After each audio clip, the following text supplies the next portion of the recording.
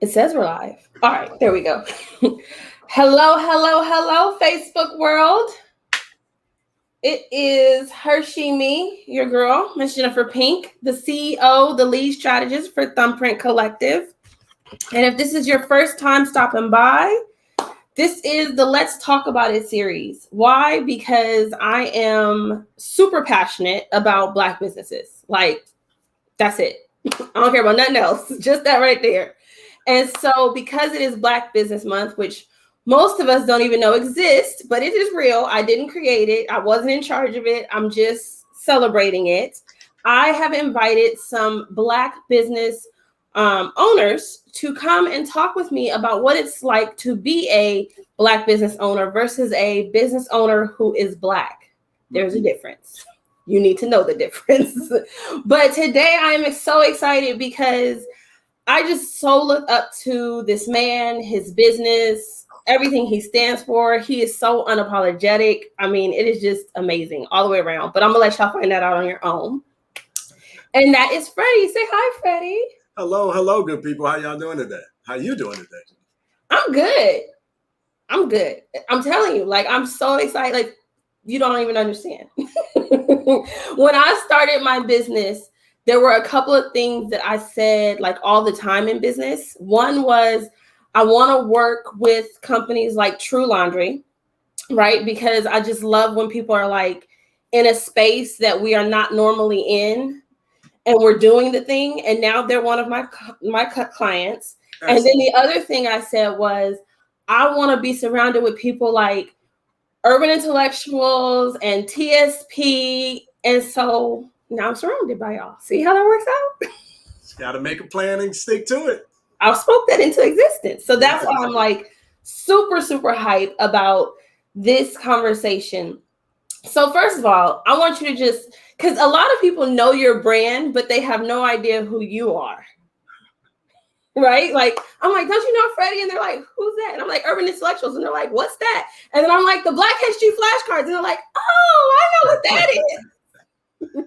So just tell them a little bit about who you are and what your business is. All right. Well, my name's Freddie Taylor. I'm CEO and founder of Urban Intellectuals. We make it fun and easy to learn Black history. We have a series of historical education products designed to write the Black community back into the pages of world history, back into the hearts and the minds of the people, right? I'm from outside of Detroit, Michigan. Played football growing up. I thought I was an athlete scholar. I got a full ride scholarship to play football at Southern Illinois University. Went down there, hung out, met my wife, started our family, got married, grew up, and fast forward, and we're here. Now we're here. So why is Black history like so important to you? Yeah, that's a good question. I feel like why is it so important to me? All right, so that story really generates from my father, right? So my father was born in 1929. He had me when he was 46 when I was born, and my mom was 40. So bless their spirit, because I'm 45, and I couldn't imagine having no newborn. So I appreciate them. But he's like just a walking history book, right? It's just like a walking time capsule talking to him. And history, he's a history buff. So I grew up understanding the importance of knowing the past, knowing our history, so that we can use it to create the future that we need to design. But I just kind of grew up with that. And then the more and more I discovered that our history is being left out of the school system, being left out intentionally out of the system, and just flat out lying about who we are as a people on this planet and our contributions to global humanity. You know what? The best way I can put it is one day I kept saying, somebody should, and then one day I decided to become somebody, right? And really push this narrative about our history and our past and our culture so that we can use it to create the future that we desire. But at this point, it's just a burning desire in my heart to make sure that we push Black and African history back into the pages of world history, because that's really what it is. These are the missing pages of world history. That is so true. So true. So for me, like I grew up in California and I went to Marcus Garvey. I don't know if you've ever heard of it, but it's in Los Angeles, California. Okay. And it is truly what Marcus Garvey was. It is a Black militant school, right? I think it's changed a little bit because, you know, Black militant, right, there you go.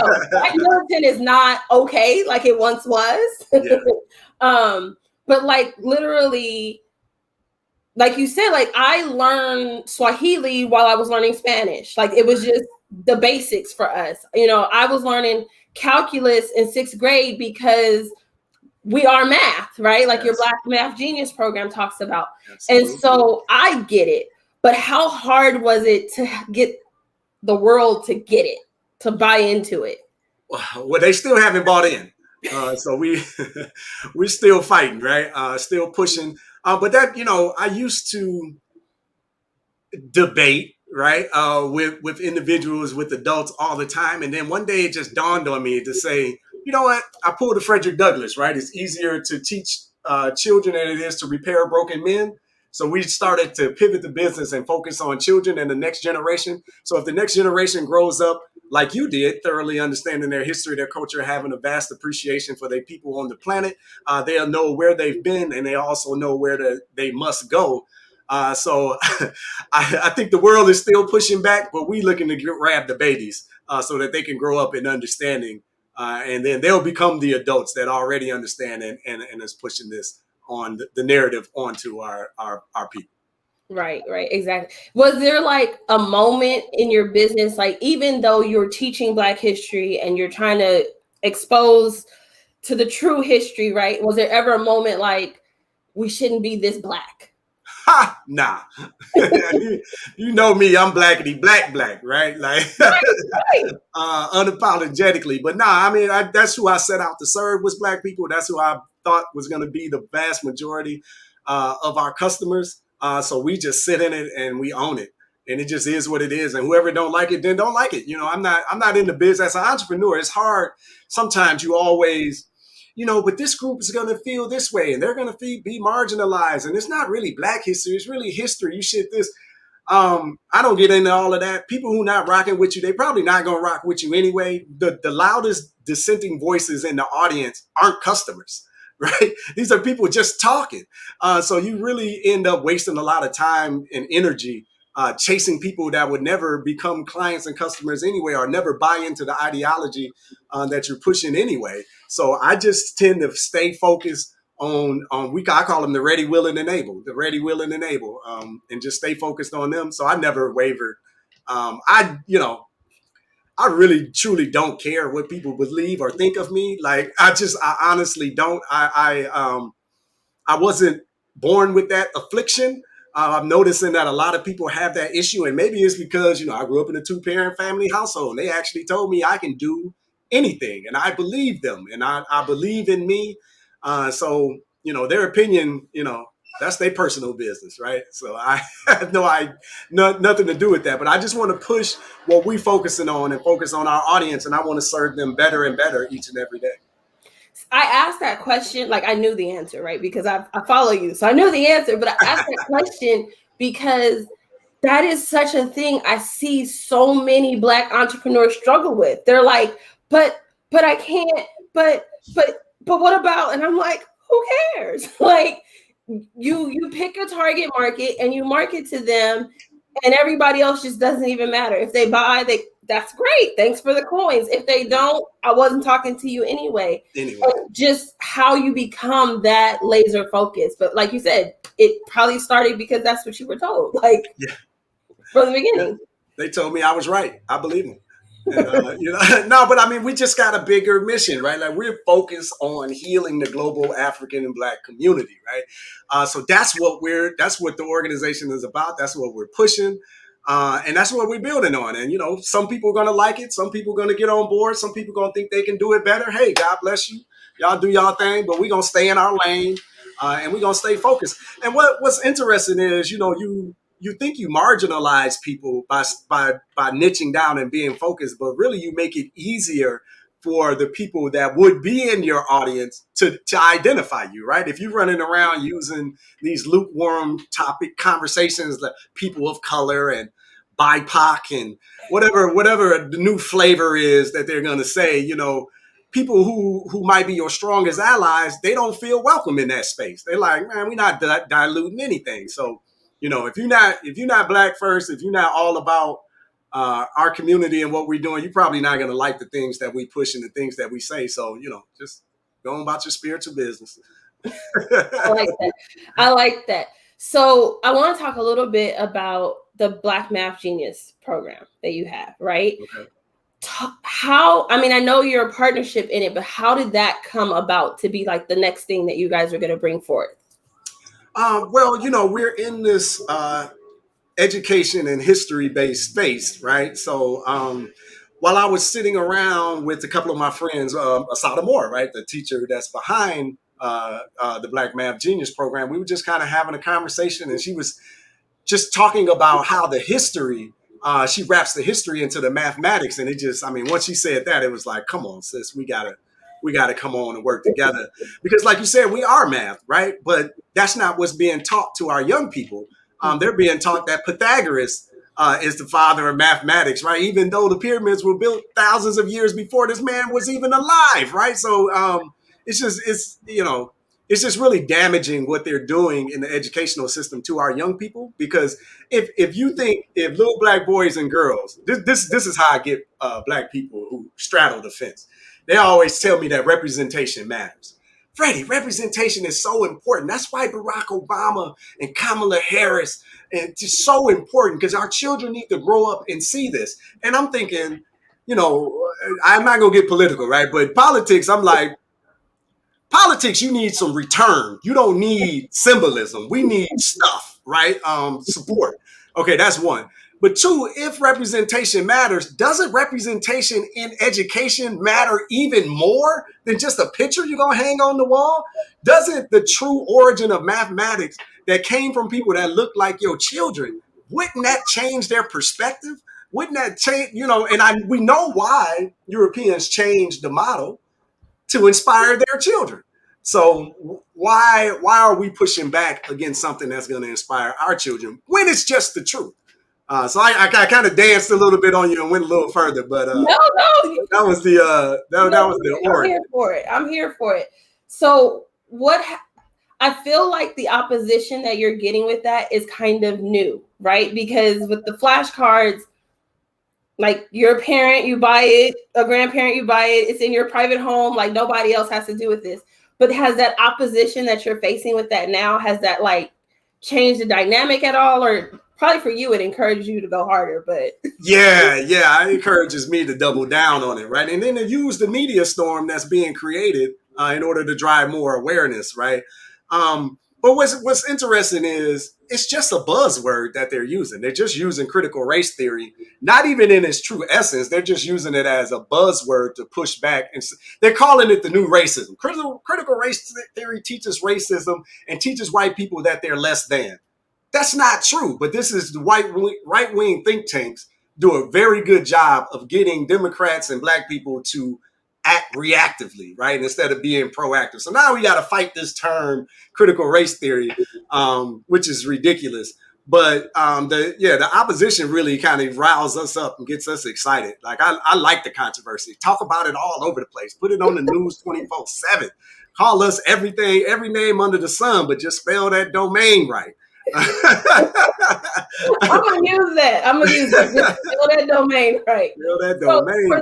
For those that don't know, they're probably like, what's the controversy? Like, what's going on? So tell them just a little bit about what you're trying to do and what that pushback is. Okay, so we've introduced a program called the Black Math Genius that incorporates comedic mathematics and history with mathematics while they're teaching young people, right? Kiswahili. It's a whole culture and history lesson inside of a mathematics program where we're teaching calculus to children as young as 5, 6, 7 years old, right? They can grasp it. They're geniuses, right? But this program we've started to push into schools, right? So the West Virginia School District started, they had protests and rallies and all types of stuff saying that they don't want the Black Math Genius program in their schools. Sotomore and that team needs to get out of here. So they've really been pushing back. So the outcome, most people don't know the outcome, right? So they, first of all, while they were doing all that pushing back, they cut the check. So once the check was cut, it's on you what you want to do with it, right? But that's totally how I feel about the whole baby situation. Like he's sitting over there like, but I already got my check. I already got my check. What are we talking about here, right? But it was really sad because a lot of the black, okay, let me back up a little bit. The West Virginia School District is underperforming terribly, right? Like white and Asian students are performing at math grade level at 49 and 45%. So 45% of their students are performing at grade level. The black students in that district are performing at 24%. So we're like, man, why would y'all be pushing back on anything? Clearly, y'all need some assistance. Anyway, they went along and pushed the program through. They changed the name to culturally relevant math program or something like that, some watered down version of what we're talking about. But now that the parents are in the classes and the black parents are in the classes, it's a mixed group, white children are in the classes, they see that it's just a great math program. And it's just, instead of talking about Pythagoras, right, they're just talking about Kemet, right? So it's just talking about the mathematics of your Shango bone and all of this stuff, right? But instead of using white people, it's black people, right? But the mathematics are the same because that's where the origin lies. So they are loving the program now and talking about extending it into the fall. So fingers crossed we can do that under this culturally relevant name. How interesting is that? But that's just crazy. How you need help and then go be like, but we don't want that help. Not that help. But it was sad, man, because some of the black parents, they were, going to the school board meetings in tears, because their baby is struggling and they really need some assistance. But so I'm glad to report that those parents have come back and they've talked about how their children have been energized, right? Got teenagers getting up every day in the summer to go and make sure that they're in class on time to engage in the Black Math Genius program. It's just, once you excite and motivate a child, get that spark back in them, all you gotta do is get out of their way, right? Because that spark is being dulled with this whack educational system, right? They're boring our children, and they're not giving them anything to relate to. So I'm sorry, I get going on that fast. So are you teaching it in person in West Virginia? In West Virginia, yes. So our SADA goes down there and does a class on professional development to bring their educators along and let them know how to use the program. And it's a whole lot of opportunity springing out of this, right? Because now we're talking about doing professional development sessions all around the country for teachers. We're talking about certifying teachers in the Black Math Genius program. So the controversy allowed us to start huddling up and see how we can take better advantage of it, but also make the program bigger, more expansive, and more productive for the people. So I just want to make sure that for those of you that are watching, you know that you can enroll your kid in the program from the comfort of your own home because it is available. For those that don't, my 3-year-old will be enrolling in it shortly. Because excellent. Listen, we're homeschooling, and I'm like, why I got to reinvent the wheel? It's done for me right here. So excellent. Drop the link so I can post it for people, or tell me the link so I can post it. Yeah, blackmathgenius.com. That'll work. And so y'all don't like. That's how you brand. See how it was the name, and that was it. Yeah, not gonna make you guess, right? Right. Just spell it right. Yeah, that's right. Just spell the domain right. So, now, how long have you been in business? Because I know you did some other things before you got here. Yeah. Do you want to know about this business or any business?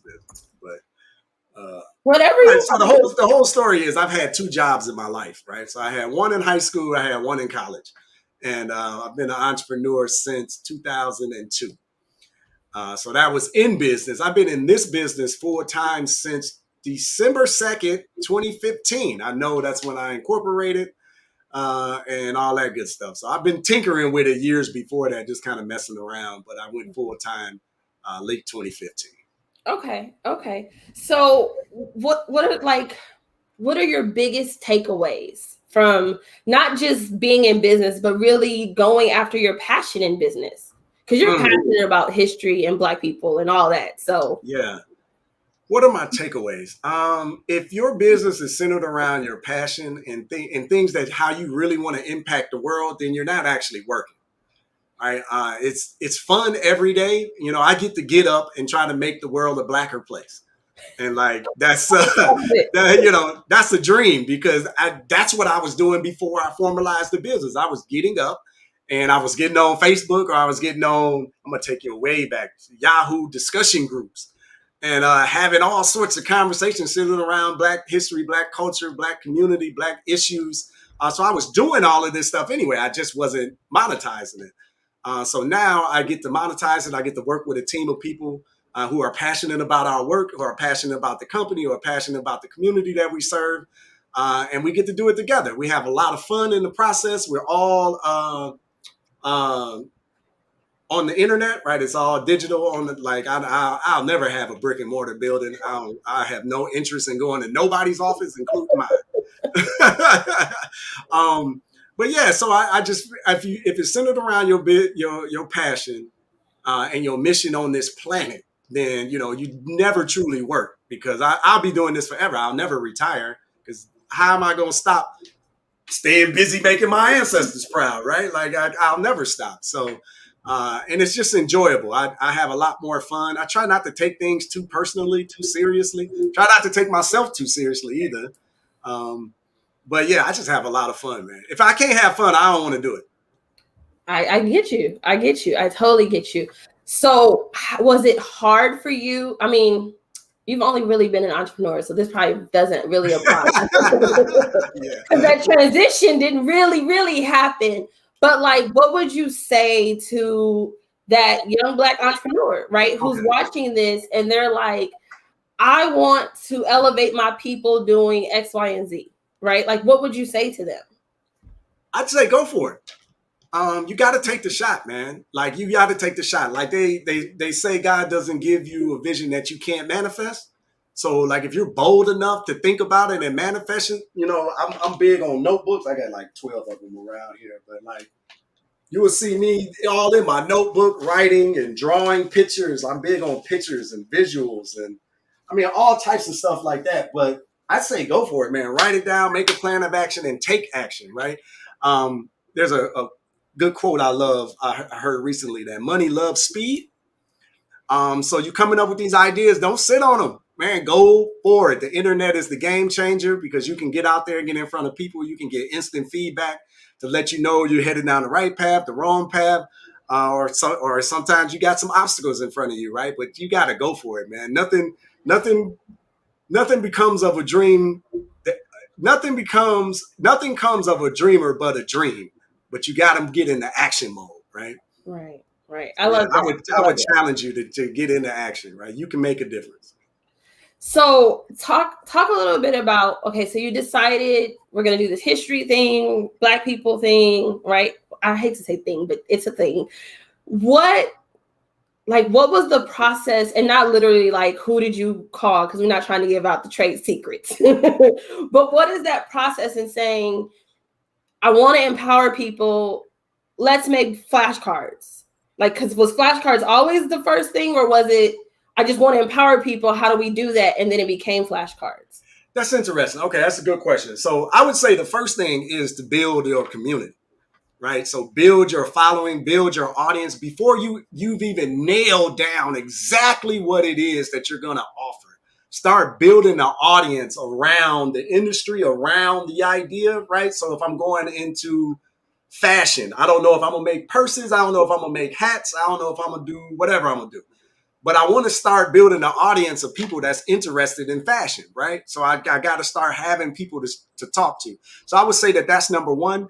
And that's really where I started. Like back in 2009, I got on Facebook and I opened up our Urban Intellectuals page. And I was just in there engaging, doing the things that I was saying before I monetized it, right? Like I was talking about social issues. I was talking about Black history. I was challenging people to think, right? Which is what I still do, right? Like I like to say I like to incite thought. So that's what I was doing, building a community. And then back in like 2011, I used to hang out in this Skype group of internet entrepreneurs all over the world. And this woman, Brilliant Jenny, told me, she said, Freddie, you need a product. She was like, this is cool. You're building this audience, but you need a product. You need to sell them something. And back in like 2011, 2012, I had the idea for the flashcards. But you know what I did? I said, who go buy some flashcards? Like, so there you go, right? This is a good example of why you got to test the market. Because if I would have been doing that in 2011, let me tell you, I might be on my yacht somewhere because 2011, Facebook was wide open for ads and organic reach and all types of stuff, right? It was the wild, wild west, right? But I sat on that idea for 5 years, right? It's 5 years. We didn't launch the flashcards until 2017. And I just that was like one of my I got two mistakes out of that, but that was my biggest regret. I ain't gonna say it was a mistake because we own the journey that we own, right? Right. But my regret is, man, I wish I would have started that 5 years earlier. My other regret is I wish I would have launched with Volume 1 and Volume 2 at the same time and not just Volume 1. So that's another conversation. But yeah, I would say build a community, man, and then, man, go for it. Take the shot. Put it up. Here's the thing about business. You got unlimited shots. Folks be out here acting like you got you one and done. Like, man, you got unlimited shots. I can't tell you how many businesses I done started and crashed and burned and failed. Like, this one ain't even out of the woods, right? Like, it ain't $100 million company yet. Like, so, get this, $100 million businesses go away. Right? So, like, don't beat yourself up if you have an idea and it falls a little bit short. Dust yourself off. Decide you're going to get back on that bike or you're going to get on a different bike, right? And just go for it again. But if you keep that community, if you keep the community, you're building your email list, you got your social media followers, you got phone numbers for text messaging and all of that good stuff, you can take that list on to the next business if it's relevant. So this is why I'm always talking about building a community first. I love that. So how many volumes do you have? Is it 5? Yeah, there's 5. There's 5 volumes in the Black History Flashcard series. We got 2 decks of trivia cards. We got a deck of regular playing cards. We got a Black History matching pairs game. I feel like I'm missing something else. We got turn my Facebook questions into a product. So we got something that we call Real Talk. It incites conversation. So we're getting there. We got some books, coloring books, historical fiction books. So we're expanding the catalog. I love that though. Like, you had one product and you took this product and you kept building it and kept growing, and then you diversified. Yes. Right? Because I think so many times we see entrepreneurs, they come to market, they got like 20 products, they haven't built a community, nobody knows who you are, and then they mad that nothing is selling. And it's like, but wait, like, what is this? What's going on here? All of those SKUs are important once you've reached critical mass, right? Like, once you've penetrated the market, then you can open up the breadth of your offerings. But you got to get something that's making money, right? Like, we get caught up in my passion and it's my dream. And like, listen, I like your passion, I like your dream, but you got to make money, and I don't know, like, I'm not the entrepreneur to talk to if you don't want to talk about making no money, because to me, nothing makes sense. If you're not making money, I don't care how good your ideal is. It's like, either you got Mark Zuckerberg pockets where you can just spend, you could just spend money, throw money in the well and hope that it works out one day, or you need to be making money ASAP. So like building out 20 SKUs, filling up your garage with all that stuff, or if you use a third-party shipping company, then you got all this product on that shelf. It's costing you money every month. You paid all that for all that inventory. That's just a lot of sunk costs sitting around. That's why that noose is around your neck and you feeling threatened because you done spent all this money. Man, build that community, get one product that works and sell that boy and then build on that. That's my advice. I totally think it's true. And you have the t-shirts too, right? Oh, yeah, you're right. Yeah, we do t-shirts, got all types of slogans. This is one. We are in a trademark dispute right now over somebody copied our trademark, copied our shirt, trademarked it before us, trademarked a version of it before us. So that's another conversation. I'm going on just on the phone with my attorney today. There's another name that I trademarked late. Somebody did it before me. It's like, man, if you're thinking that you might need to trademark, man, take action on that, because it's costing me money fighting these trademark claims. We're gonna beat the guy that that did ours. I tried to make it. Hey, here's something else for entrepreneurs. Man, when there's an opportunity, when somebody gives you an out, take the out. This person wouldn't even. We tried to sign a coexistence agreement. Hey, man, just keep your trademark. Let's just do both of them. Oh man, that ain't right. That ain't fair. So now we spending all this extra money going to court to litigate who is going to be one or the other. Now I don't want to. Now I don't want to deal. I don't want to deal now because I tried that already. So anyway, that's another conversation. Right, but didn't Nick Cannon wear one of your shirts at the protest recently? Jamie Foxx had on the shirt. Yeah, Jamie Foxx, Anderson .Paak. Like, it's been a whole bunch of celebrities in the shirt lately. Like, how? Like, that clearly beats any other claims. Like, just I've learned a lot about the trademarking business, but you got to get started early. But we're gonna win. I ain't worried about it. But it's just, one more wrinkle in the world of business that you probably wasn't even thinking about when you launched your idea, right? No, I know I wasn't. Let me tell you. No, most of us are not, right? Like, we're like, who cares about my little idea? Like, it'll never.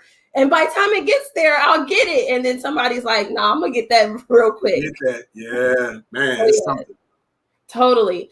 So, I mean, I don't know. I feel like we got like everything really quickly because you're just so open in that way and you just give it freely. But I don't know. Is there anything else that you would say to the business owner who's struggling, like with being a Black business owner versus a business owner who is Black? It just really comes down to your target market. Like, who is your market? And who are you? Let me back up. Before that, who are you as a person, right? Don't try to get Black, because it's fashionable, right? Like, if that's just not really who you are, that's not really your personality, then don't lean that way. But if 90-95% of your buyers is Black, what is you being shy for? Let me tell you. Let me just be frank, right? White people gonna white people. They just gonna do it. I don't understand why they do it. I just, whatever. Like, you can't solve all their problems. So, like, even with the flashcards, people, why I gotta be Black History Flashcards and not flashcard history or history flashcards or whatever? Because I ain't talking to you. Like, and that's just really my attitude. I'm not talking to you. You don't gotta buy it. I never buy nothing like this. You didn't even have to waste your keystrokes. But what's interesting is we have a lot of white clients that buy from us, that are in our Sankofa club, like that hang out with us, that engage with us because they either got Black children, mixed babies, or they got Black grandchildren. And they are smart enough to know that these babies need to know about their history and their culture because the system is not educating them at all. And I appreciate those white people, right? I appreciate those clients. But I'm not going to change my language. I'm not going to stop telling the truth about history and culture and what's been happening on this planet. I was just talking about the Moors today, right? The Moors were in Europe from 711 AD to 1491.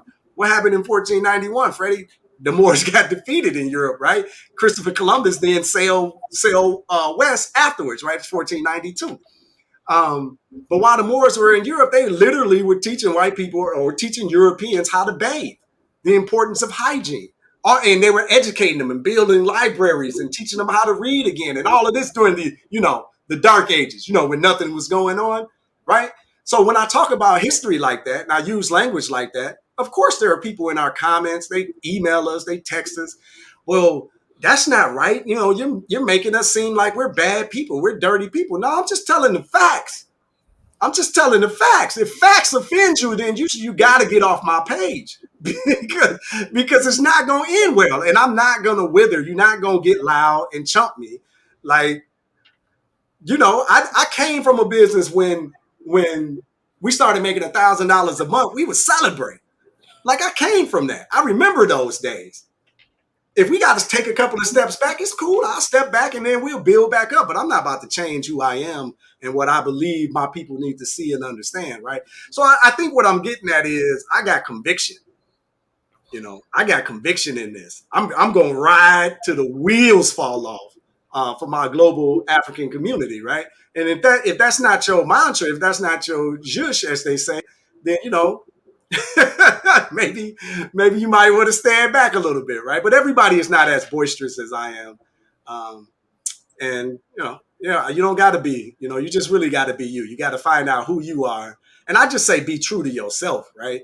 Because when you start having, I'm sorry, I'm just going on, but No, when you you're start, when you start having when you start having success and people start to see you and you start to get hood famous, right? And all of that. And your head can blow up, but people, everybody got kind words for you. Everybody got a tip. Everybody got a suggestion. Hey man, maybe you should check this out. Some ideas are good. I just say you got to watch your counsel though. You got to pay attention to who you paying attention to, because you can't listen to everybody, right? So some people are going to be leading you astray. Some people are going to try to lead you into this BIPOC world and intersectionality and all of these conversations, right? You just got to figure out who you are and just walk your line. That's my suggestion.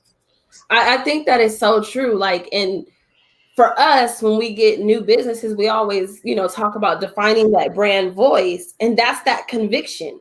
Yeah. And that's why so many businesses, one day they're this way, the next week they're that way, because you haven't defined that, right? And first you got to define yourself, because if you don't know where you stand, how can you say where your business stands? Like, your business doesn't have to be you, but you have to have that kind of clarity in order to keep it moving. So I think that's totally true. And like he said, don't be woke because it's popular today. Like, they're gonna rat you out. They're gonna smell you.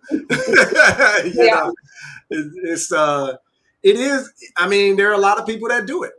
They do that too. They jump on every trend, right? Like, I try not to jump on the trends, right? Like, you're not gonna see me in TikTok videos and where's the reels? Where's the TikTok? Yeah, the reels. Like, you're not gonna. That's not me though. Like, my man Lamar always say, I'm a man of a certain age. You're not gonna see me doing a June bug, all because it's popular, right? Yeah, but we just stick to who we are, what we doing. Like I say, the ready, willing, and able they ready, willing, and able. They following, right? I don't even follow all of the new social media stuff, right? Like, I'm not on TikTok.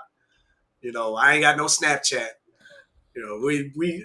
I got a personal IG, but I only got that to get the Urban Intellectuals IG, and we're rarely on there, right? Like, so Facebook is like my lane. That's what I understand. That's what we came up on. So I thoroughly understand it. I just want to double down and win.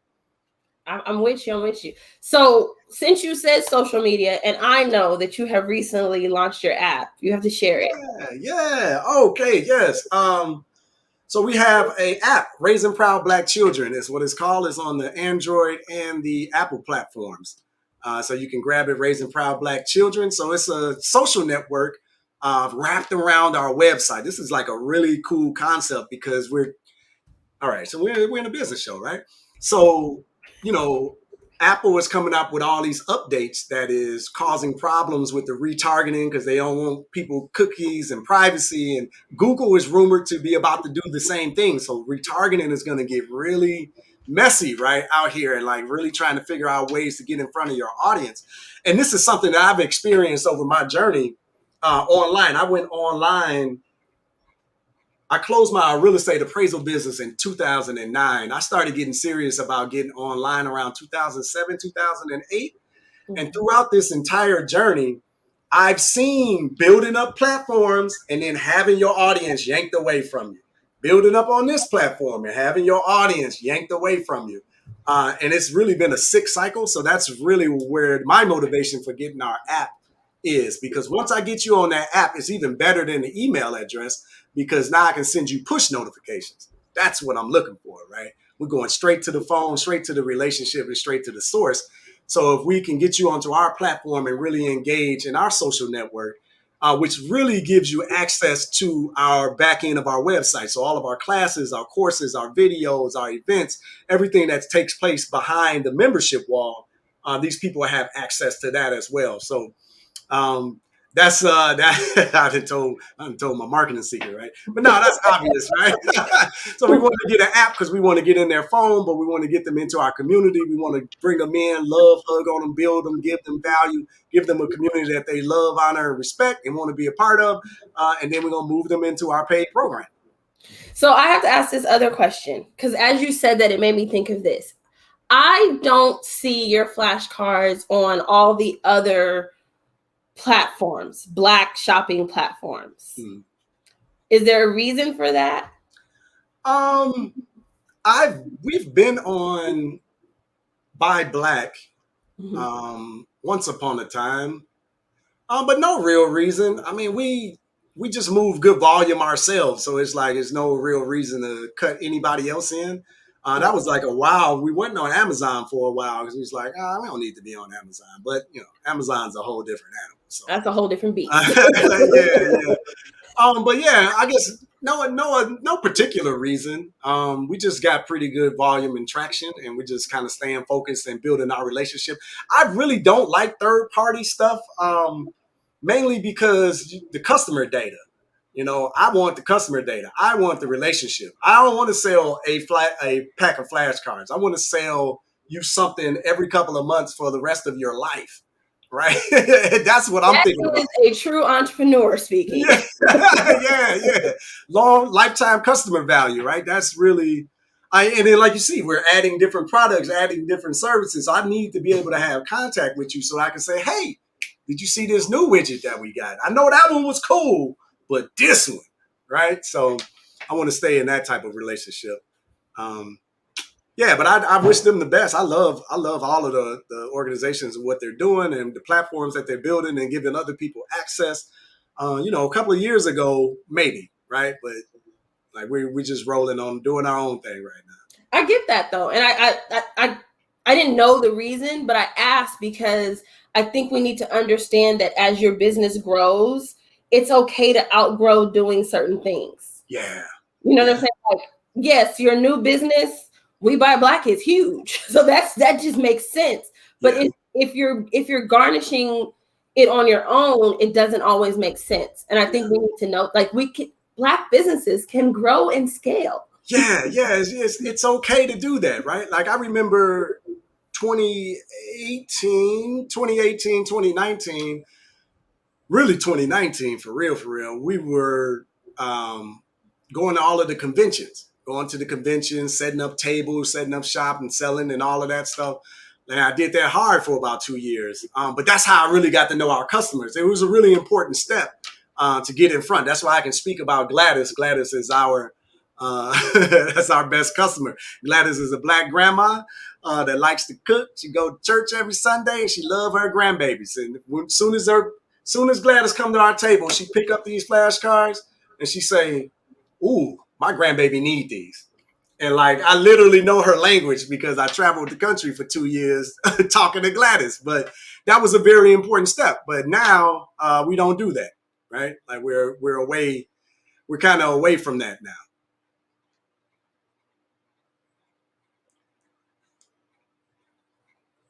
No, I don't know if I jacked out or did you do it? I think I did. Okay. I was about to keep going. Look, I know how to. No, you can keep going. It's like, I get to take over the show now. Like, yeah, good stuff. No, but I mean, yeah, you definitely want to reach a point where you outgrow certain things, right? That's the point of the business. You don't want to be a one man or one woman shop all day, every day, right? Eventually you want to hire people. Eventually you want to replace yourself. Eventually you want to get out of the way. I find that I'm the bottleneck in the business. Anytime something got to come through my desk, it's gonna slow down. That's just what it is. But the team knows that. That's why they try to keep things off of my desk. But there we go. That's the scale. That's a different issue from when we started, when we had to do everything. I had to have my hands on every part of the business. So it's okay to grow. Yes, it is. I mean, I love that because I think that's the part I think we need to realize, right? Because we go into business because we need a side hustle, we need some extra money, or we have a passion, and we don't realize that we can actually build a business. It doesn't have to stay a small business. It doesn't have to stay in your backyard, your house. it can grow, it can scale, it can compete, right? Really, so I think that that's an important piece that people need to hear and know, especially from somebody who's doing that, because I feel like your business is competing. We're getting there, right? We're getting there. I feel like one more digit, one more decimal place, and then I'll feel good about that statement. But a couple more zeros. A couple more zeros. Oh, give me one more. You know. Just one? Okay. Well, give me one more, then I'll ask for the next one after that. But it's I was gonna say about getting around the right circles, right? Because if you're around a circle where everybody's a startup, then you don't know what's possible, right? But that's why I appreciate Brother Lamar and the TSP community, because you get in that group and it's people doing every level of business.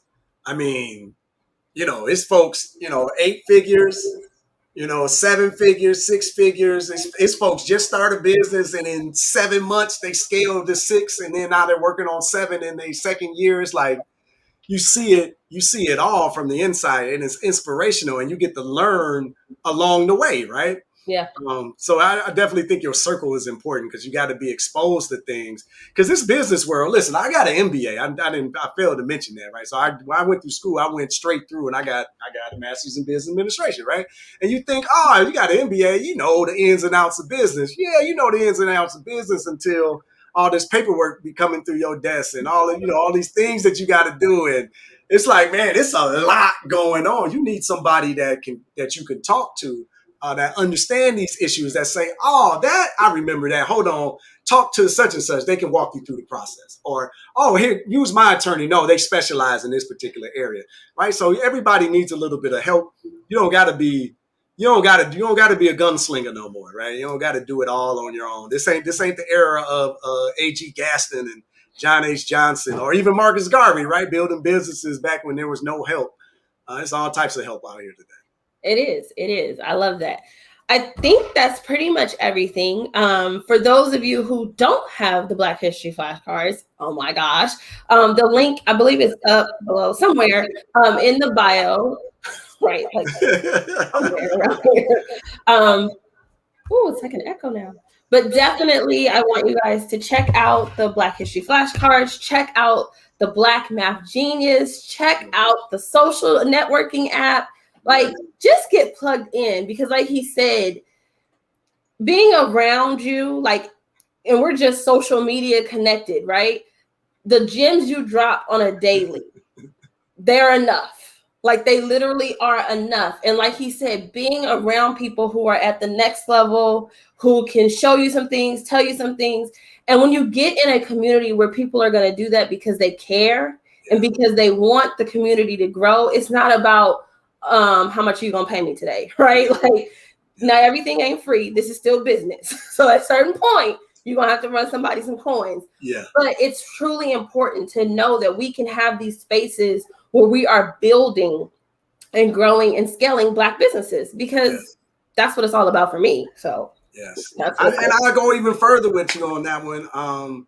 It's important that your business succeed, not just make it, that it succeeds and scales and gets to the point where you start hiring people inside the Black community. Our economic issues stem from, we depend on another community to employ us, right? And I love my sisters and brothers out there in the job market. They're doing their thing. We need more entrepreneurs that can build Fortune 500 companies, that we can hire tens of thousands of us around the country and around the globe. And we need more.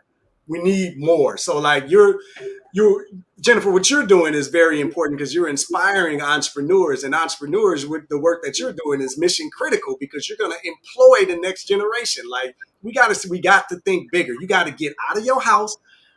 We don't have to have a physical space, but we got to start hiring people in the community, because our unemployment rate is so high because we don't hire ourselves. That is like one of the major issues going on in our community. So entrepreneurs have an opportunity to work towards eradicating that. So right. I just had a conversation about the wealth gap, right? And how, basically we all went to school because they told us to go to school so we can get a job, so that we can change our situation, and we can't get a job because they control the job. So now what? And that's true. Like, it's not about not going to school or going to school. If that's what you want to do it. But it's about owning the ability to hire us and really change the wealth. That's how we change the wealth gap. It's not just going to be, oh, I have an education. Like, that's great, man. Like, and people, because your education is cute, but like the truth of the matter is you educated, but you don't know how to do nothing. You can get on the job. I got to spend money to train you anyway, because you're going to do it like this, but that's wrong, right? You need to do it in a practical way where it actually works. And I know it works inside of our business, right? So it's cool to get a degree, whatever, if that's what you want to do. But even on the job, you're still going to need to be trained. That doesn't matter what you do, right? I used to own a real estate appraisal company, right? We take those classes, and then you get out here in the real world, and then other appraisers tell you, man, if you do that stuff they teach you in class, you're going to get sued. That stuff don't work in the practical world. You gotta have practical experience. So it cracks me up. But. That is hilarious. But with that, I want to thank you again for joining me today. For those of you watching, make sure you get tuned in, plugged in, click the links, buy something, right? Support is more than just a word. It is a verb. Let's show some action, right? And come back Thursday. Today's Tuesday. So come back on Thursday, and I will be back with another Black entrepreneur. So thank you again, Freddie. I appreciate it. I love it. Thanks for having me, Jennifer. I appreciate it. No problem.